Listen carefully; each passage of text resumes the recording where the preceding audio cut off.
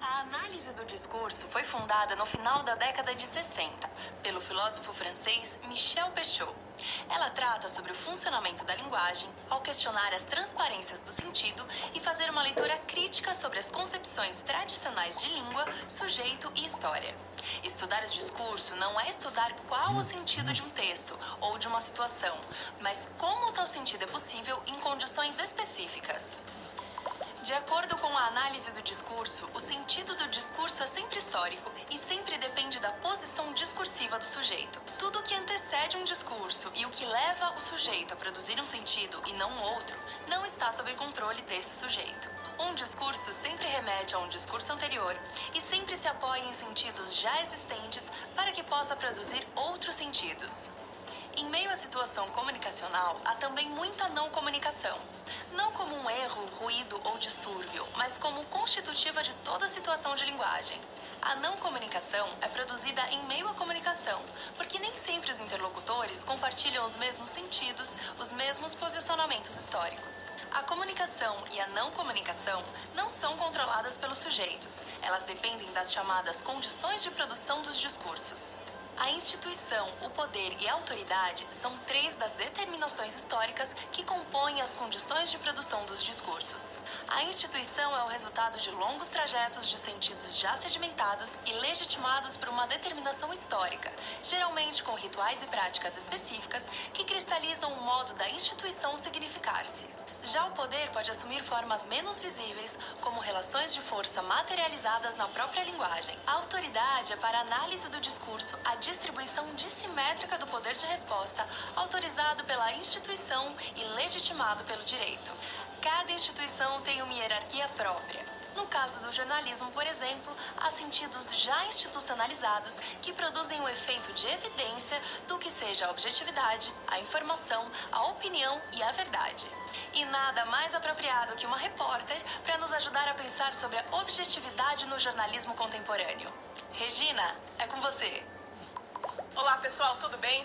Quando a gente escolhe o noticiário para acompanhar, seja na internet, no jornal impresso, na rádio ou na TV, provavelmente a gente se identifica com ele. Mas você imagina o que seja essa identificação? E será que esse noticiário segue uma linha ideológica que você concorda ou ele é imparcial nas informações? Vamos ver o que as pessoas na rua pensam sobre isso. O senhor acompanha algum noticiário? Qual? Acompanhando a Globo, TV Cultura, Folha São Paulo. A senhora acha que eles são imparciais? Por quê? Eu não acho que são imparciais, não. O noticiário, ele pode estar um pouco tendencioso. eu não acho. Eu acho que ela serve como veículo de informação. eu leio a Veja e a Carta Capital, e cada um defende o seu grupo. Bom, esse tema é um pouco complicado e por isso eu estou aqui tomando um cafezinho com a Amanda Cotrim. Ela é jornalista e analista do discurso e vai ajudar a gente a entender um pouco esse assunto. Seja bem-vinda, Amanda, e obrigada por aceitar o nosso convite. Obrigada a vocês, é um prazer.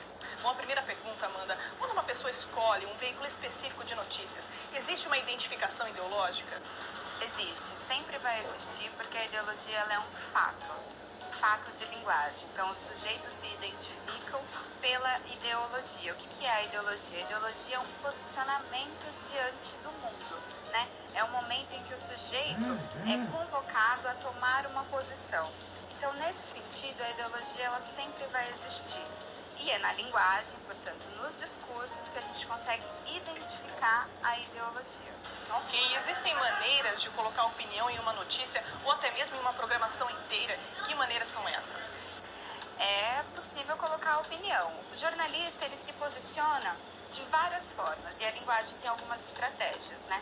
O uso de verbo, o excesso no uso de adjetivos, as relações de sentido que o jornalista faz no texto, né? Quando ele vai comparar uma coisa com outra, o jogo de sinônimos. Então, quando ele dá destaque para determinada fonte e menos destaque para outra. Então, toda essa construção, que é uma construção de narrativa, é possível identificar aí o posicionamento do jornalista e muitas vezes a opinião do veículo em relação a determinado assunto.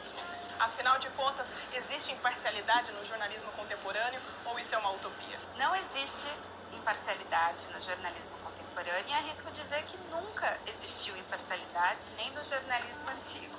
Porque a imparcialidade ela é um valor do jornalismo, então ela é um discurso. A gente precisa pensar que a imparcialidade, ela pressupõe uma neutralidade.